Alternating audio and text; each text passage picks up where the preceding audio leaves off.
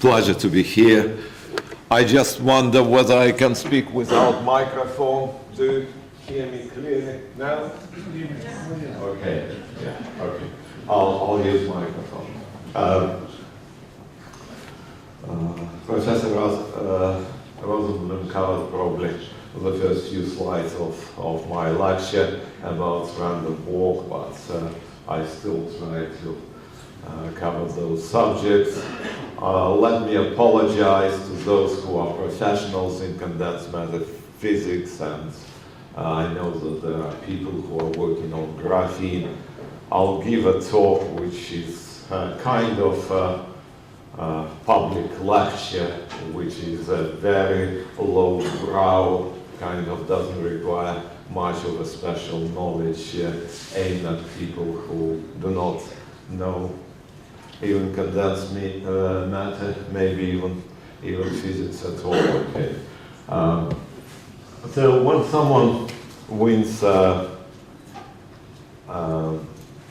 can you a bit darken this one for people to look easily on the screen? So when someone wins a Nobel Prize, there are typically normal questions people are asking: how did he get it, and also why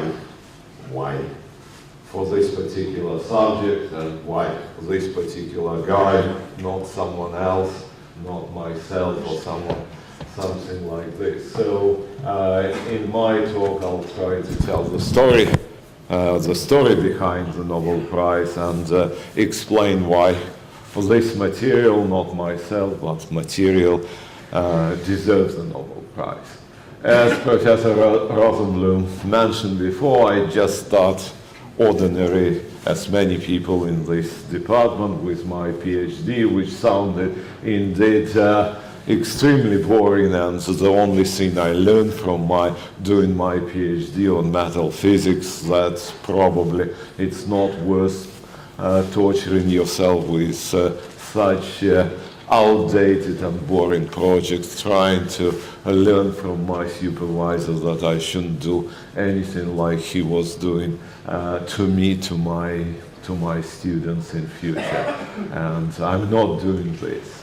And then the Soviet Union collapsed for good, I would say, and with this a very high HI of 2, due to self-citations, I tried to find a job in the West, which was really not that easy, I would say, but bit by bit, moving between different countries, England, Copenhagen, Denmark, and so on, and studying very different phenomena, semiconductor and mesoscopic physics, with a very good Soviet-Russian education. I managed publish bit by bit decent publications, not something exceptional, but just the quality publications, building up career and so on. And eventually, due to active work, I got my first, in 4 years' time after leaving the Soviet Union, I got my first tenured position in the Netherlands, again with rather little resources, try to be opportunistic, figured out, doing mesoscopic superconductivity, quality of the papers increased, okay, publicity increased, and at that time I was already considered somewhere at 97, something like that. I was considered to get a full professorship somewhere else. So at that time, when you reasonably established, there were two possibilities. One possibility is just continue as you are doing, and as many people are doing this for many years until the retirement. No any prejudice, no trying to present yourself better. It's just another way of doing things in this world, trying to specialize. Okay, instead of trying to specialize, I decided, okay, to enjoy myself in some very random experiments, trying to see what I can do away from my area research, which have become kind of style and still continues to be style. Doing something which is not what you are paid for and not what the grants are which you got from the government or someone else for doing something like that. Just misusing, if you wish, the resources you were provided for doing something like that. At that time I was in the Netherlands, and we get those magnets which, as Professor Rosenblum said, were designed at MIT, and similar magnets existed for 70 years, around the world. Essentially, it's a very big 2 meters in diameter magnet. You put a lot of current through. You have to cool those magnets with water under high pressure. They create a relatively high magnetic field. You can do the same these days with superconductors, much cheaper and so on. And those existed, and we really didn't know what to do with those magnets. What I looked at it and thought, what competitive advantage we have with, say, superconducting magnets? Not much, but instead of usually people have liquid helium, liquid nitrogen inside the magnet, but in this case, just automatically there was a room temperature bore, and the experiments you have to put a cryostat inside this magnet. So for me, there was something unusual is that room temperature with high magnetic field. So,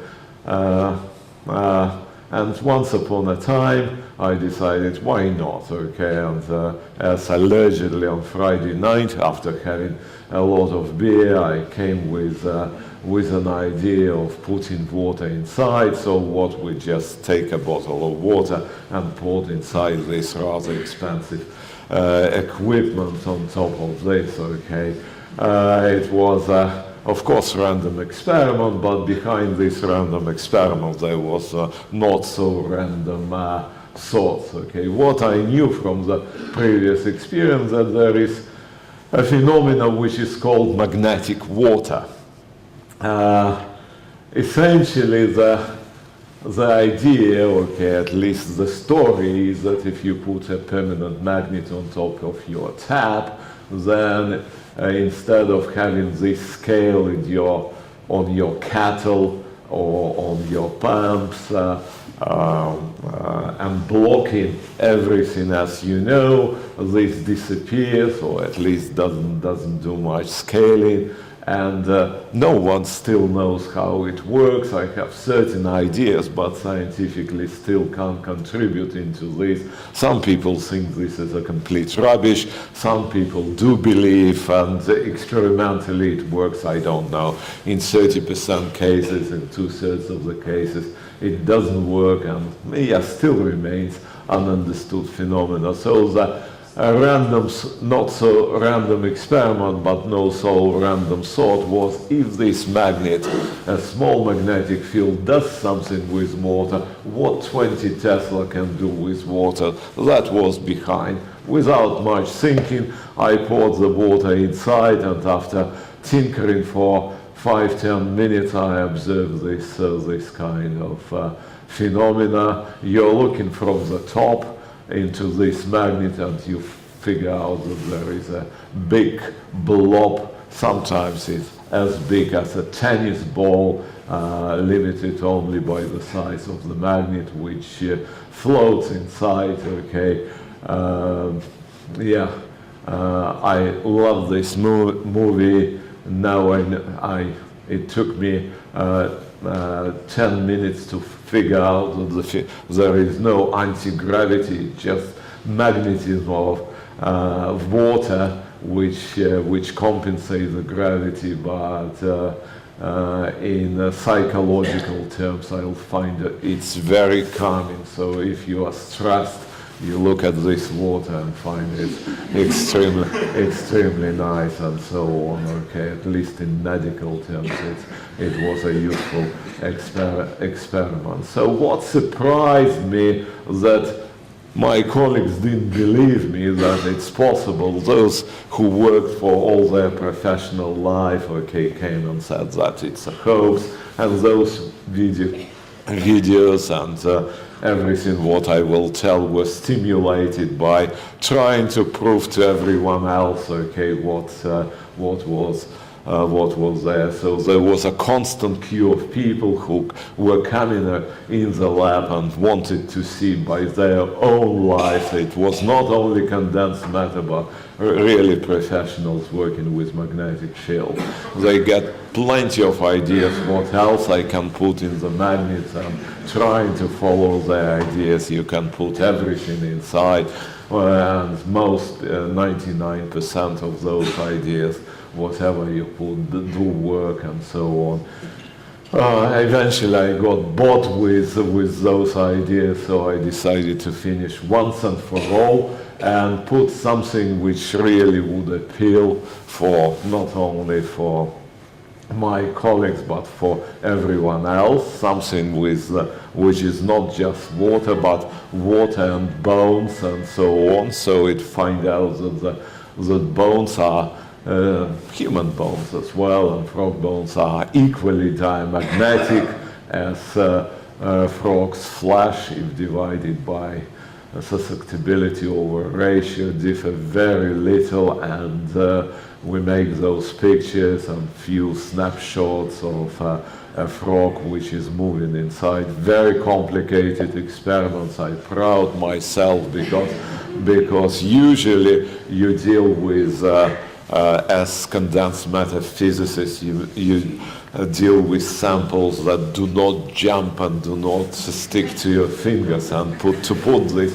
frog inside a precise position in the magnet was really a very high experimental skill, I have to say. So at the end, the frog ended up in many textbooks, and sometimes at a conference, even these days, people come to me and say, okay, hi, I have no idea what graphene is, but I do teach magnetism, and I start showing this levitating frog picture to my students, and they're fascinating and start listening a little bit longer than they usually pay attention at. To rest my case, I show you a letter I received someone, 15 years ago, from a little girl from Alaska, which reads, some more information about your experiments on the frog. I'm 9 years old and I want to become a scientist. It's a soul-warming letter, and I think I rest my case while I was doing all this rubbish and so on. When you learn how to ski or ride bicycle, you always try to repeat this experience, and I also try to look around what else could be done. And another kind of random experiment came from figuring out how geckos climb the walls. It's a very nice figure how geckos scale ceilings, video and walls. The physics behind was introduced by other people, and when looking through the literature by accident, I figured out that the mechanism is extremely simple for people who know how AFM and so on works. Every tip AFM, or everything you touch the surface, it interacts to the opposite surface with a very weak force, van der Waals force, sometimes capillary van der Waals force, and it's nanoscale forces, but geckos utilized billions of those hairs at the edges of their toes, and when you multiply nanoforce by billions, nanonewton by billion, it creates a quite formidable force enough to stick geckos on glass ceilings. So it's really very simple mechanism, and what I figured out, because I by training is a mesoscopic physicist, submicron size, it's exactly what I know what my facilities at that time more or less allowed me to do. Why not to reproduce this kind of gecko has, but okay, from the physics point of view, not so simple, but we did it a very small patch, 1 centimeter square. It's pretty tough to scale up, at least at that time, and it did work to some extent, not as good as with geckos. I wanted to make a gecko glove at that time. I remember to put one of the students outside the window to try to climb. Okay, it was not for the lack of students, it was for the lack of tape to do this, so I have to limit myself, okay, with a demonstration of a Spider-Man and so on. So it was a kind of proof of concept of gecko principle. I saw these days people do scale up. It still doesn't work enough to make gecko gloves, but I saw full-grown man, okay, hanging from a tape from a ceiling. I should probably put a picture here of this kind of people, but we have a problem with continuous adhesion, so gecko gloves are probably many years away from now to really work, but it was nice. It's opened a large area of research, and I get about 1,000 citations for this particular paper of doing this random experiment and so on. There were some other bits and bobs where I tried and did something and failed something. Another big thing, okay, came in 2004, and again it was random. This is a piece of graphite and a big chunk of it, and I looked at what else to do and figured out that graphite was very popular, and Professor Rosenblum mentioned Millie Dresselhaus, but many other people were doing graphite. It's fascinating material. And what I figured out, that mesoscopic physics of this material is not really investigated, because it's very hard to make thin pieces of graphite. Okay, it doesn't like to grow as films of graphite. At the same time, common materials were very popular, like covered nanotubes and so on. So a random experiment, but not so random thoughts were, what if we make a very thin piece of graphite? So instead of this chunk, we use so-called highly oriented pyrolytic graphite, and usually what many people do, anyone who has AFM or similar equipment, they use it as a standard, and they have cleaning technique, which is Scotch tape technique. They put a piece of tape on top, stick it to this piece of graphite, and pull away Scotch tape. The surface becomes clean, and you can look as a test system and so on. And they usually throw away this Scotch tape into a litter bin, and what many generations, probably for 50, maybe 100 years, didn't realize, when with this Scotch tape they have thrown away their Nobel Prizes as well.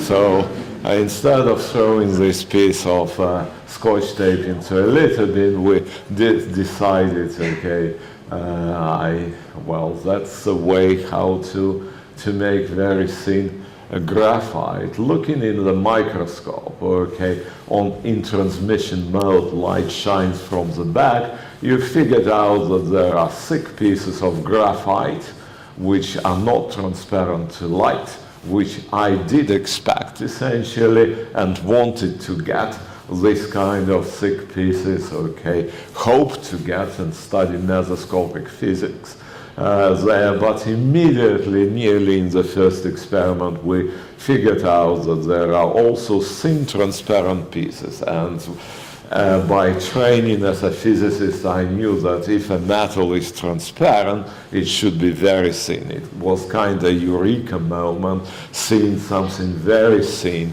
and in a very first, or nearly the first approach, now I probably can estimate this is about 3-5 layers thick material of graphite. It was, wow, you can make so thin.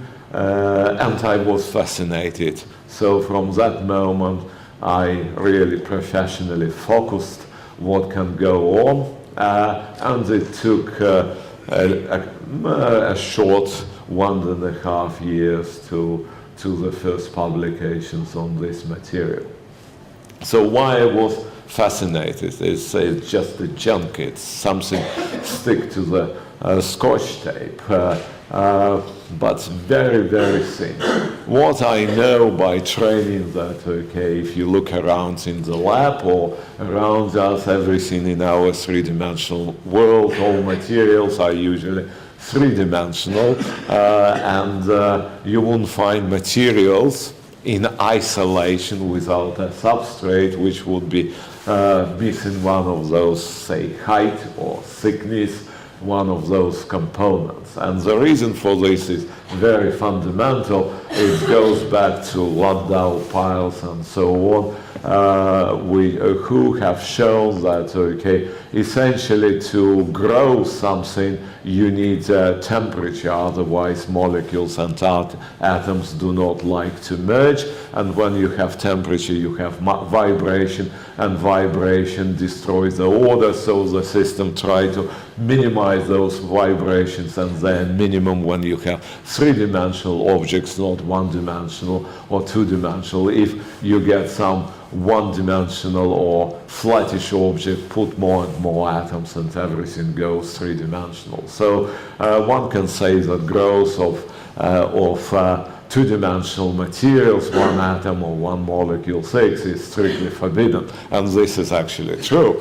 You can't grow those materials by definition if you wish, because long-range order would forbid those materials. No one have managed to go around this law. But what we actually do in the experiment, we take a three-dimensional object, and as any crystal you can imagine, there are rows and atoms of and planes, and you can imagine pulling up out of this material three-dimensional object grown at a very high temperature, a three-dimensional object, a plane, or you can even imagine a row of atoms, which is not forbidden. You pull it out at a low temperature. At a low temperature, those vibrations are no longer destroy the order, and the size at which they destroy becomes astronomically large if you make estimates, and essentially depending on your host material and how strong the bonds, you can make this trick with many materials, and as you will see later, we have a huge library of those materials, and in principle this can be done. Not with every material. You can't do this, for example, with gold. The order would be destroyed by fluctuations. You can't do this with many other materials at room temperature, because room temperature is still relatively high, and then there is environment which is interacts, and also chemistry starts playing a role. So, but graphite is very inert material. It has a very high melting and growth temperature. So, by definition, it was very favorable materials to do this trick, and this is how one atomic plane of this material looks like. Okay, this is on the surface of silicon oxide. It's one atomic plane pulled out of graphite, and this is monocrystal, and it's reasonably macroscopic size, 1 millimeter size, and we know that there are practically no defects on this material, so it's perfect monocrystals, but 1 atom thick and only, and it's thin and exists at room temperature. So it's extremely simple structure. From crystallography, we know how it should look like, and all right, we have found this material, but who should care? So, okay, maybe yeah, okay, 2D, so what? Okay, so initially it's probably didn't promise that much, but bit by bit, we start looking for the properties of this material, and this is where real surprises came from. Not that this material only as thin as you can imagine, and of course, because it's so thin, you can cover a huge surface area. To give you an idea, 1 gram can cover a football pitch. You know, in Manchester, we measure everything in football pitches, and those are kind of trivial points about this, but some were not so trivial because the material is really strong, very strong carbon bond. It's as people have shown, it's the strongest material, of course, on nanoscale. You can imagine it's so strong that despite 1 atom thick, you can take a freestanding film of this material and poke in this material with your hair or with even with a match, and this material can withstand this kind of poking, so it's extremely strong, it's extremely stiff, stiffer than diamond. At the same time, try to stretch the diamond and you'll break it. With graphene, you can stretch it experimentally by nearly 20%, and it's pliable material as well, kind of an oxymoron about this material. It's outperforms everything we know in terms of thermal conductivity, and it's extremely electrically conductive, many thousand times more conductive than copper. If you take into account the cross-section of this material, but microamps could be pushed through 1 atomic row of carbon. It's extremely highly conductive material, and in terms of its permeability at room temperature, even helium, the most kind of pervasive atom which can go through everything does go through these 1 atom thick materials, and there is a lot of electronic properties. This is what we most studied, and we continue to study those. I'll give you a few examples about. The list goes on. I can continue. I don't want to put more space. It's enough. So there are plenty of superlattices, and this what attracted so many groups around the world to study this material in terms of electronics and in terms of other properties as well. Probably one and foremost, okay, was a special nature of electrons inside this material. That's probably why the Nobel Prize was given so quickly, relatively quickly, 5-6 years after the first application. If I would be given a crash course in solid-state physics, I'll probably would say, okay, that's equation which governs, okay, many people, condensed matter physicists, who just know that when electron waves travel through the material, they interact with the lattice. You can, in some approximation, you can ignore these interactions because the waves interact, rearrange themselves in something like they move in a free space, and interaction with the lattice comes in this little star, which changes the mass of your effective particles in these materials, and this is Schrödinger equation which governs this movement. If there is a spin, it's normally relatively non-interacting spin-orbit interaction is small, and this is what we often study in this material. There are many different terms you can imagine to add to the Schrödinger equations.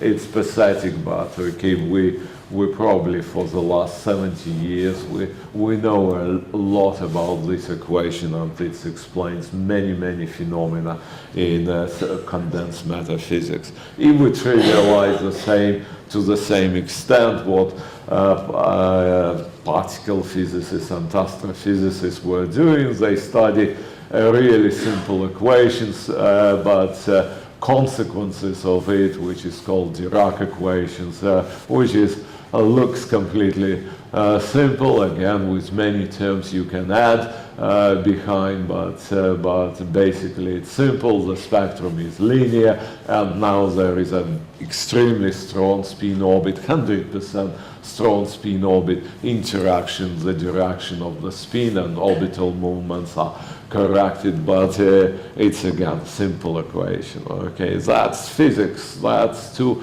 equations which govern many of the phenomena in the world, like Newton equation governs classical physics. Consequences are very different, and very many of those. So where graphene comes into this picture, in fact, okay, those electrons which interact with the chicken wire, with this hexagonal lattice, they rearrange themselves not in this kind of equation, but they arrange in an equation where mass goes to zero, essentially, and then they kind of automatically go into an equation which reminds Dirac equation, which is a mimicry. In this case, instead of speed of light, you get Fermi velocity, which is very high, but 300 times less than speed of light, and instead of the real spin, you have another index, which is on which of those two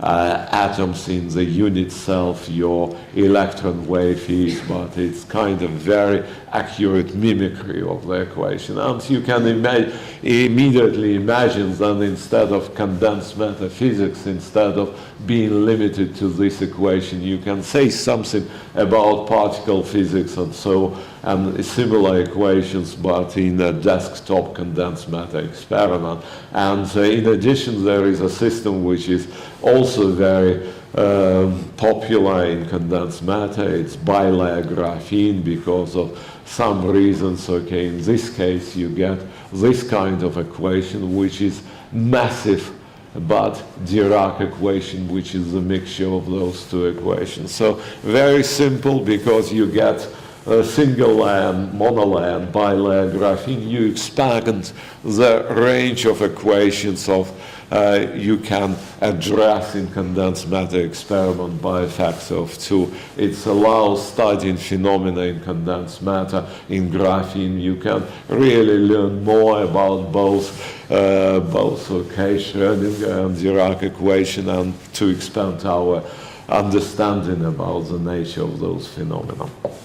So I'll give you a few examples, okay, what we can do, and especially what we couldn't do before in particle physics. Okay, that's a very famous phenomenon. 70 years ago it was suggested. People did try, consider in particle experiments, but didn't succeed to say anything to check this phenomena.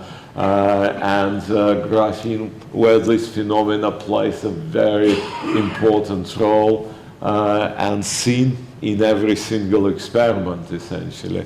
In classical world, in Newton governed world, if you drive a classical car, you know what it is, what the results would be of this. You know that quantum car, particle physics, particles and electrons, if there is a barrier, they can tunnel through this barrier with this or that probability, but okay, part will go through. If you get a very high barrier, everything would be left like in classical world. If you imagine a graphene car made of wave waves which travel through graphene in graphene universe, what's happening is that those quasi-particles that go through graphene, you make the barrier whatever high and whatever wide the barrier would be, those particles go through the barrier without any noticing this. This is called Klein Tunnelling. You put particle at the barrier, you construct a very high potential barrier, and they go through consequence of the Dirac equation, and very easily observed. I won't go into detail how we know this phenomena, but there are many ways to prove it, and as I said, it plays a very important role. Another kind of big picture phenomena which came through graphene and which addresses a very simple question. We know whatever 116 elements, and you can imagine at least that you can construct a very heavy nuclei. Say, for example, 200 with a charge 200. The question, imagine in science fiction there are those spaceships which are coming made of very exotic elements, okay? Islands of stability with very heavy nuclei exist. So the question is, when you construct this kind of very heavy nucleus, whether you can add an element to this periodic table. If you are not a nuclear physicist, you probably, you don't know the answer, but the answer is actually quite well known. And the answer is the following, okay, that, okay, this Bohr picture is actually of the world where we are living in, and this is pretty accurate, but it's valid until you take into account relativistic corrections. If you go to very heavy nuclei instead of Bohr picture, you would get a phenomena which is a fall of electron on the center, supercritical regime, which takes into when you get a very heavy, very charged nuclei, actually 1/70. People did try a lot to see this phenomena in predicted from relativistic physics, and didn't succeed, and still didn't succeed, gave up with this phenomena. In graphene, if you put a charge, actually charge of 3, as we know now, on graphene, in classical picture, because interaction between this charge and electrons in graphene, it's kind of relativistic interaction, and then you figure out that then you get something which corresponds to supercritical regime. Of course, there are no positrons, and it's all quantum physics kind of phenomena, but you find out anomaly screening and other phenomena which are relevant, just quantum mechanical version what I told you before. So it took quite some time. I think it's a couple of years ago, not our group, but another group managed to prove and show that this phenomena is important in graphene, and prove that this is the case of those relativistic phenomena. Another example of phenomena, I think it will be my last example, is very simple. These days you can get graphene. I have a piece of graphene in my wallet, and it's on a substrate. This comes from around 5 years ago. Our experiment, we decided to see literally how graphene looks like when it's suspended, not on substrate and so on. It's a membrane, it's stable under ambient conditions, so you shine the line from the back and you try to figure out how much light is absorbed. It's pretty easy. You take a picture, you digitize this picture, and figure out that a single layer of graphene absorbs 2.3%, bilayer twice more, and so on.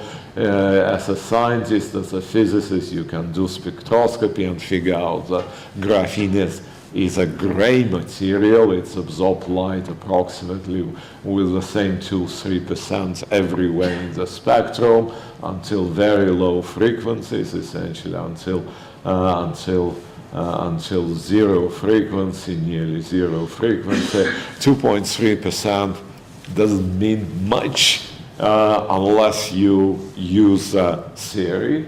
And as physicists, we always try to explain phenomena which we observe, not in terms of percentage, but in terms of units, and comparison with theory tells you that this 2%, that this absorption actually is pi times the fine structure constant. So when we look through graphene, we essentially observe, you can say, pi or fine structure constant, where you see this combination, and if you trivialize this, what we probe in this case, we probe coupling of light with relativistic-like, Dirac-like particles, and this, of course, the interaction is described by the coupling constant, and coupling constant is also known as the fine structure constant. So,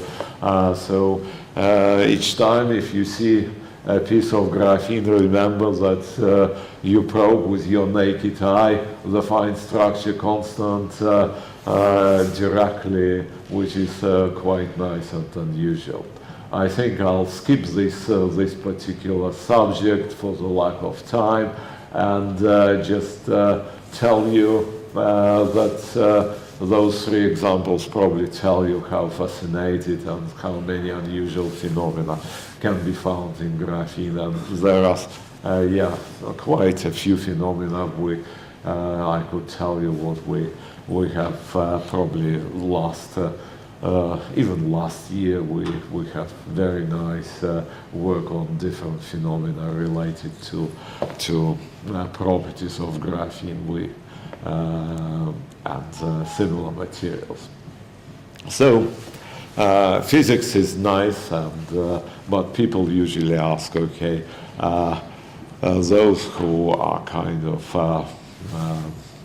more cynical or more kind of application of oriented people, okay, that's all boy's joy, but whether this material is of any good for the human race, okay, what about applications, okay. It's very early stage, 10 years only since the first paper, and people start looking for applications and so on, probably 5 years ago and so on, but the answer is very simple. When you see so many superlatives, you think really whether this material can be used for, and people have been looking for this now very intensively, and there are probably 50 companies around, publicly listed companies around the world who are looking for this or that kind of applications of graphene on commercial basis. Some of them are big, some are really small, 5-10 people companies who try to utilize this or that property. I should mention that it's no longer Scotch tape technique. People can grow wafers for electronic applications, can put even graphene on plastic in square meters or rolls of hundreds of meters. They can make a powder with small flakes, and to put this powder wherever you want to put it. So industrial scale production, at least in principle, is sorted out. This is what most of the companies are doing these days, okay, and the applications, people came around with hundreds, if not thousands, potential uses. Some of those are really big picture, like graphene instead of silicon. It's so far beyond the horizon of what we know about graphene and what is possible, that it's really hard to say whether it will work out eventually, whether it's not, but it's 10, 20 years from now, and whether it's failed or realistic, we don't know yet. DNA sequences is also quite nice idea, and there was a lot of progress, still we don't know, but applications like conductive, transparent membranes, okay, batteries, different surfaces and so on, LED, LCD coming really strongly, and I can put another 20, 30 kind of directions which are currently considered. To be specific, one of the directions which I used to show is a very simple one, give you an example, a specific one, where graphene people hope it will work, not sure that it's realistic or not. If you're looking any screen, projector screen you touch from, there is material called ITO or indium tin oxide or analogous material where you get some active material, and ITO plays role of a conductive transparent material. So the idea some years ago was that why wouldn't we put some instead of ITO, why we wouldn't put just a monolayer of graphene. It worked out as a proof of concept. It was many years ago. It was more like for fun, just an illustration what is possible, but there was certainly there was additional element that unlike ITO, you can bend this material and strain it by a lot, and it doesn't prove. The situation really changed in terms of applications when people demonstrated these large sheets of graphene, as I told you, and it can be, people promise to produce at this kind of cost, this material. So there is a drive in this one of many directions to make gadgets using graphene flexible gadgets, and this is advertisement of big players like Samsung, Nokia, how realistic their vision is, you can see from this advert, but okay, at least they're trying something in this direction, which is a little bit too much of advert, but I have a couple of mobile phones, usually now both of them with in Chinese, and they use graphene instead of ITO. Those are on sale. Frankly speaking, not very nice phones. I have to say I don't use those. They prove out to be too scratchable and not really reliable. They were on sale, not sure that they're still on sale, but at least it was one of the tries to bring this material to the market. So probably I have fairly to say that yes, there are a lot of applications which have been promised, and still people trying. Certainly something will come out, but how much I don't know, but certainly it's a new type of materials which is worth studying. My final part probably would take another 5-10 minutes. Do I have 5? How I'm doing? 5 minutes, okay. Very briefly, I'll tell you how it works, okay, with what I'm doing these days. Essentially, we know already for quite some time, using the same Scotch tape technique, you can do not only graphene, but many different materials as well, which also can be obtained in single layers, one atom or one molecule thick. We have a library of probably 50 different materials which allow to be cleaved down to a single layer, and many people study different properties of those materials. This is very popular material, and this one as well. Those three studied individually. If you would like, it's graphene 2.0. We jumped from also did our bit, as those publications tell you, but mostly we jumped immediately to Graphene 3.0, which is the following. If you get this library, why can't you make something like that, a new kind of materials, and a stack of those heterostructures, three-dimensional of materials assembled from individual atomic planes. What would properties of those materials would be? This is what we can do in the lab. It takes a few weeks to make this material real. It's a big step, and this is what we can do, cross-section of this material. Why we do this is probably easy to explain using a simplified version of this material. So there are two graphene sheets. We add contacts, inject electrons and holes into the quantum well, and do what semiconductor physicist has done with using molecular beam epitaxy and other materials, and shine light. And this does work with those materials. There are many versions these days. It's a very recent work, but promises to be popular.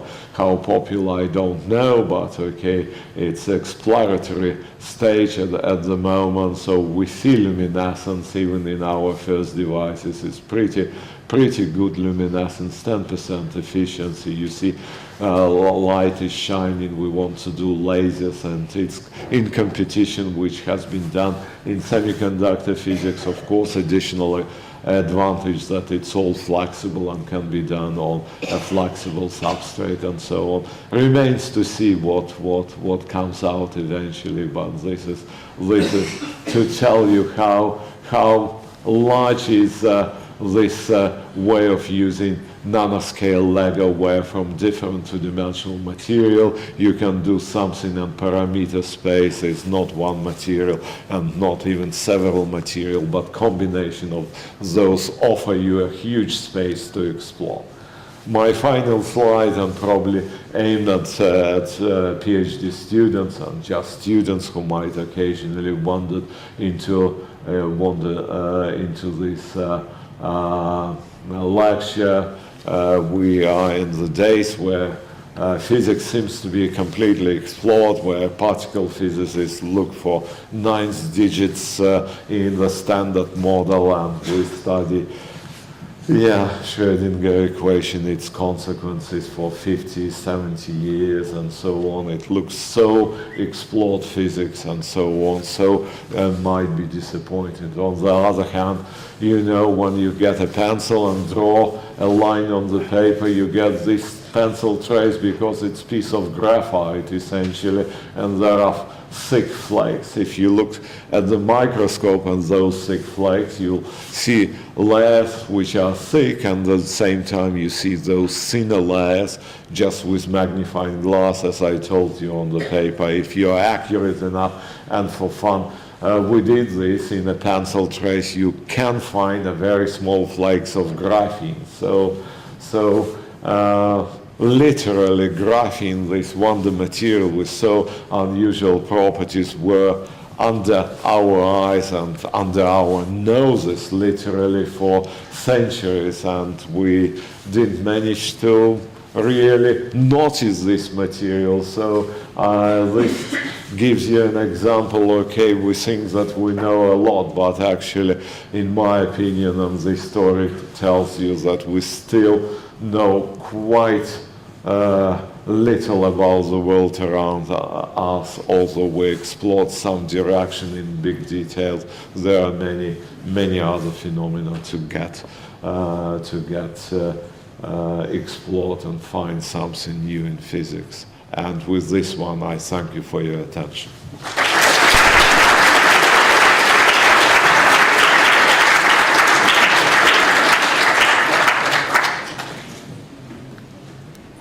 Are there any questions?